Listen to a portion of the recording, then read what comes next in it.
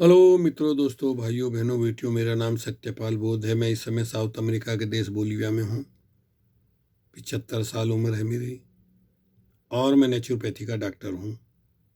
बताना चाहता हूँ, हर आदमी चाहता, हर आदमी के जीवन में यश अपयश, हारी बीमारी, नफा नुकसान, उतार चढ़ाव, सुख दुख, जीवन मृत्यु सबके साथ है। तो यश पाने के लिए सद्गुणों को प्राप्त करें। सद्गुण, अच्छे गुण। यश पाना है तो, यश प्राप्त करना है तो जीवन को सुधारने के लिए व्यवसाय करो।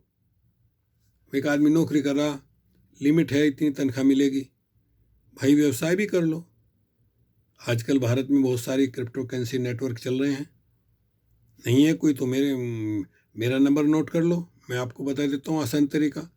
करिए मेरा नंबर नोट, 5917635638 हिंदी में लिखिए 591 763 563 84।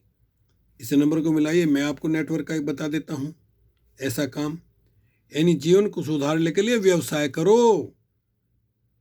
जीवन यापन के लिए आप नौकरी कर रहे हैं, उसमें बस वही गुजारा हो रहा है। लेकिन आप चाहते हैं ज़्यादा आमदनी हो तो कोई ना कोई व्यवसाय करो। ऐसा व्यवसाय जो कम पैसे से शुरू होता है और आप लखपति करोड़पति बन सकते हैं। मैंने तो किया है।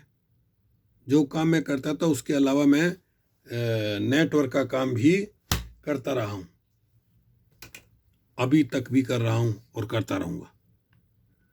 व्यवसाय में सफल होने के लिए योजना बनाओ। आपने कोई व्यवसाय शुरू किया तो प्लान बनाइए, कैसे कैसे करना है, कितना समय देना है, क्या तरीका उसका। व्यवसाय में सफल होने के लिए योजना बनाओ। इतिहास में प्रसिद्ध बनने के लिए चतुराई से लिखो। अध्ययन करो बहुत सारी पुस्तकों का और फिर चतुराई से लिखना शुरू करो। मैंने अभी तक 7 किताबें प्रकाशित कराई हैं।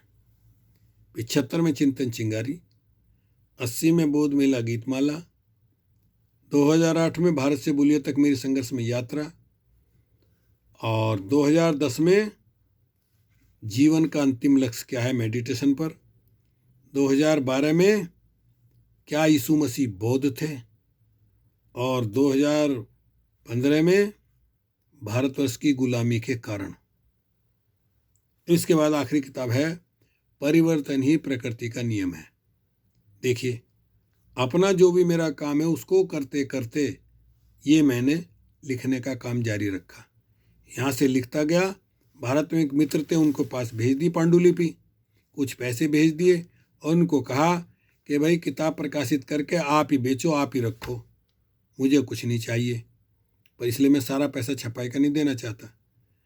1-2 बार मैंने दिए पैसे, बाद में वो अपने आप ही छापते गए, अपने आप बेचते गए। रमेश कुमार यादव लखनऊ के दिल्ली दरियागंज में पब्लिक बुक्स, उनका वो था प्रकाशन, एक्सिस बुक पब्लिकेशन। अभी वो छोड़ दिया उन्होंने, नोएडा में पता नहीं क्या कर रहे हैं।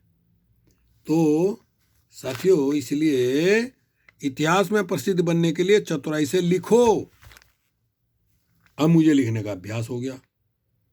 देखिए, भारतवर्ष की गुलामी के कारण, उसके लिए मैंने कई किताबें पढ़ी और उनके नोट्स लिए, उनका हवाला दिया और किताब बन गई। कड़वी सच्चाई है उसमें, लेकिन लोगों ने पढ़ी और कहा ये किताब कहाँ मिलेगी। अब किताब तो है नहीं, जितनी उसने 1000-2000 छपवाई थी सब बेच दी। अब दोबारा मैं ही कभी भारत गया तो मैं ही प्रकाशित कराऊंगा। ओके, शुक्रिया, धन्यवाद।